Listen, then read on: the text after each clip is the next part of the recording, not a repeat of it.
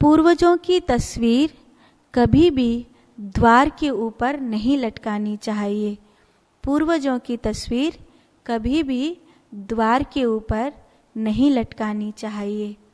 जिस दरवाजे से लोग आते जाते हैं उस दरवाजे के ऊपर अपने पूर्वजों की तस्वीर, माने जो लोग अब इस दुनिया में नहीं रहे हैं उन लोगों की तस्वीर दरवाजे के ऊपर टांगना अशुभ होता है। कहीं ना कहीं उन पूर्वजों की जो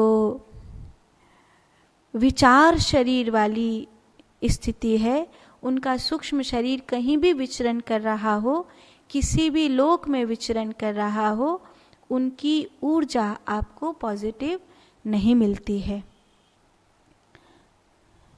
दूसरा, बड़ों के चरणों का दर्शन शुभ होता है।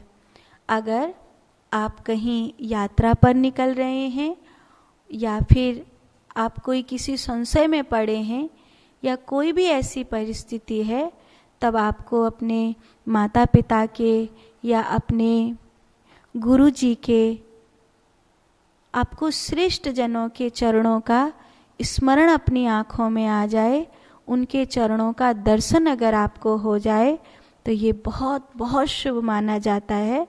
इसका अर्थ है कि अब कोई विपत्ति आपको घेरेंगी नहीं।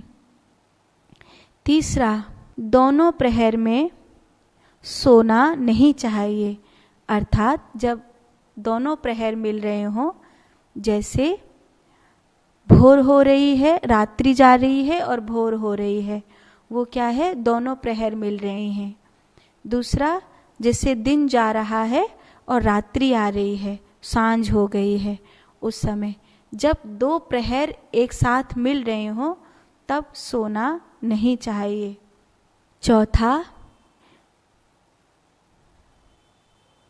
जो शयन करने वाला बिस्तर है वो कभी भी दर्पण में नहीं दिखना चाहिए। अगर शयन करने वाला बिस्तर दर्पण में दिख रहा है तो वो आपको मृत्यु का भय देगा, या तो कलेश देगा या तो बीमारी देगा। कई बार ऐसा होता है, हमें कुछ नहीं होता, लेकिन जो हमसे बहुत प्रेम करते हैं या जो हमारे लिए जीते मरते हैं, उन पर उस चीज़ का असर होता है, क्योंकि उन्होंने अपनी पूरी प्राण ऊर्जा हमको बचाने के लिए लगाई हुई होती है। इसीलिए अगर हम कुछ ऐसा कर रहे हैं जिससे हमारी ज़िंदगी को खतरा है तो, और हमें कुछ नहीं हो रहा है, तो कभी भी प्रैक्टिकल देखना कि उनको ज़रूर कुछ होने लगेगा जिन्होंने अपने प्राण आपसे जोड़ रखे हैं, जिन्होंने अपने प्राण हमसे जोड़ रखे हैं। तो ये चीज़ का ध्यान ज़रूर रखना, क्योंकि कई बार कुछ लोगों के जीवन में ऐसे सवाल आते हैं कि हम तो कुछ भी करते हैं, हमें तो कुछ नहीं होता। तुम्हें कुछ नहीं हुआ ना, लेकिन उसको तो कुछ हुआ जिसने अपने प्राण तुमसे जोड़ रखे थे। तुम्हारी माँ हो सकती है, तुम्हारी पत्नी हो सकती है, तुम्हारे मित्र में से कोई हो सकता है, तुम्हारा पुत्र आदि हो सकता है, तुम्हारे पिता हो सकते हैं, तुम्हारे गुरु हो सकते हैं। कोई भी ऐसे जो आपकी प्राण रक्षा के लिए कहीं ना कहीं दुआओं में सम्मिलित हैं, उन पर उस चीज़ का असर होता है। इसीलिए कभी ये मत कहो हम तो टाइम भी नहीं देखते, हम तो कोई शुभ अशुभ नहीं देखते, हम कुछ नहीं मानते और हमें कुछ होता भी नहीं है। चीज़ों को प्रैक्टिकली समझने का प्रयास करो। तो चौथी बात है कि दर्पण ऐसी जगह नहीं लगाना चाहिए जिसमें शयन करने वाला बिस्तर दिखाई दे। पांचवा, एकादशी में चावल नहीं खाने चाहिए। विशेष रूप से जो शुक्ल पक्ष की एकादशी होती है उसमें तो बिल्कुल एकादशी को चावल नहीं खाने चाहिए। चावल चंद्र तत्व को प्रबल करते हैं, और जब पूर्णमासी तिथि आने वाली होती है तो मन चंचल ना हो, इसीलिए एकादशी व्रत में चंद्र को प्रबल करने वाला भोज्य पदार्थ चावल नहीं खाया जाता है। और चावल विशेष रूप से ऐसा अन्न है जो देर में पचता है, इसीलिए जब हम व्रत करते हैं और एकादशी का विशेष रूप से व्रत करते हैं तो उसमें चावल निषेध माना जाता है, क्योंकि वो जो अन्न है वो चंद्र बल को प्रबल करता है। छठवा, सीधे पांव और उल्टे हाथ में काला धागा बांधना शुभ होता है। जैसे किसी को बहुत नज़र लगती है या कई बार कुछ ना कुछ उसके साथ होते ही रहता है, तो कहते हैं सीधे पांव या उल्टे हाथ में अगर काला धागा बांधा जाए तो ये उसे कई प्रकार की नज़र से बचाता है। अगर विशेष रूप से खुद ही बांधना पड़े, मजबूरी हो, नहीं तो उसे अपने गुरुदेव के हाथ से छुपवा लीजिए, अपनी माँ के हाथ से छुपवा लीजिए, और कुछ भी समझ में नहीं आए तो उसे किसी भी हनुमान जी के मंदिर में जाके हनुमान जी के चरण से छुपा करके ले आइए और तब उसे पहन लीजिए। सातवां, भगवान के भोग में तांबूल रखना शुभ होता है।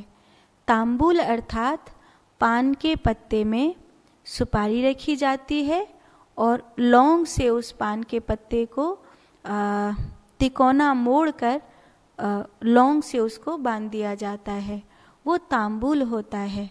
वो तांबूल भगवान की पूजा में रखना शुभ होता है। विशेष रूप से जब दीपावली आती है, लक्ष्मी गणेश का पूजन करते हैं, तब मीठा तांबूल उनको समर्पित किया जाता है।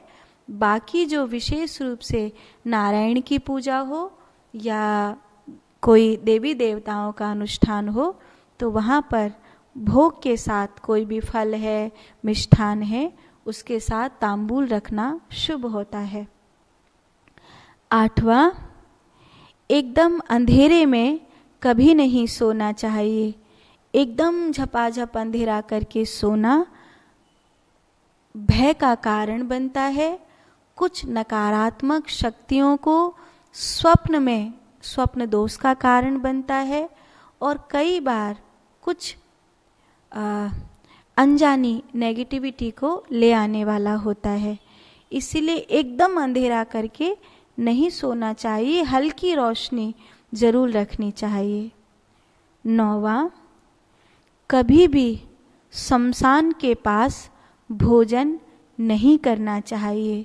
माने आप जैसे कभी यात्रा में निकले हैं और जैसे कई बार लोग पिकनिक जैसी मनाने के लिए निकलते हैं तो अपना भोजन साथ में ले जाते हैं। कई लोग यात्रा में हैं तो गाड़ी में अपना भोजन साथ ले जाते हैं। या कहीं भी ऐसी स्थिति हो तो जहाँ पर शमशान हो, या शमशान जैसे ईसाइयों का शमशान है तो वो अलग दिखाई देगा, वहाँ पर छोटे छोटे ऐसे थामरे जैसे बने होंगे और उनके ऊपर क्रॉस बना हुआ होगा। मुसलमानों का शमशान है तो वहाँ पे कई सारी कब्र बनी होंगी, और ऐसे तो मुसलमान कहीं पे भी कब्र बना देते हैं, किसी भी जगह किसी भी पीर फकीर की कब्र बना देते हैं। वो सही नहीं है, हालांकि अपमान है ये एक तरह से, उन्हीं के पीर फकीरों का अपमान है कि कभी रेलवे स्टेशन पे, कभी पुल पर, कभी किसी रोड के बीच में, कभी कहीं ऐसी जगह पर मज़ार बना देते हैं। वो एक जगह घेरने का तरीका है, बाकी और कुछ नहीं। और अक्सर मंदिर के अगल बगल तो ज़रूर ही बनाते हैं, फिर धीरे धीरे वो मंदिर टूट जाता है और वो मस्जिद ही रह जाती है, मज़ार ही रह जाती है। तो मस्जिद भी एक तरह से देखा जाए तो मुर्दा घर ही है, क्योंकि वो ज़्यादा तो मुझे नहीं पता, पर वो लोग मानते तो ऐसा ही है कि यहाँ पर कोई पीर फकीर गड़ा हुआ है, जो वो बना होता है जिस पर जाकर लोग चादर चढ़ाते हैं, वो उस मरे हुए व्यक्ति का वो स्थान होता है। तो जहाँ पर भी कहीं, और हिंदुओं का शमशान जैसे किसी नदी के किनारे जहाँ पर बहुत सारी अंतिम संस्कार होते हैं, जहाँ पर अग्नि दाह संस्कार किया जाता है, वहाँ पे ऐसा ज़्यादा कुछ दिखाई नहीं देगा, क्योंकि लोग जाते हैं, लकड़ियाँ इकट्ठी करते हैं, अंतिम संस्कार करके चला आते हैं। वहाँ पे ऐसा कोई अलग से आपको दिखाई नहीं देगा। बस कई बार स्थान, जैसे अब आधुनिक युग है, तो कई नदियों के किनारे ऐसे अलग से बना दिया जाता है कि ये जो घाट है नदी का, ये विशेष रूप से अंतिम संस्कार करने के लिए बनाया गया घाट है। तो वहाँ पर भी ज़्यादा कुछ नहीं होगा, केवल लकड़ियाँ होंगी, वहाँ पर भी लोग अंतिम संस्कार करके चले जाते हैं। बड़े शहरों में आधुनिक युग है, तो वहाँ पर बिजली से भी आजकल लोगों को मरे हुए लोगों को नष्ट किया जाता है, तो वो भी एक अंतिम संस्कार का ये तरीका है।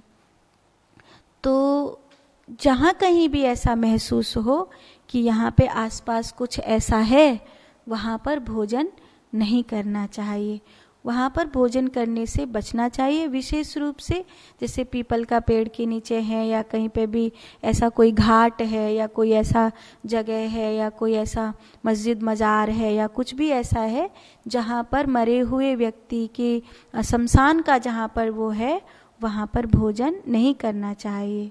ठीक है। 10वीं और अंतिम इस समय बात ये बताऊँ मैं आपको कि उत्तर दिशा में सिर करके नहीं सोना चाहिए। ऐसे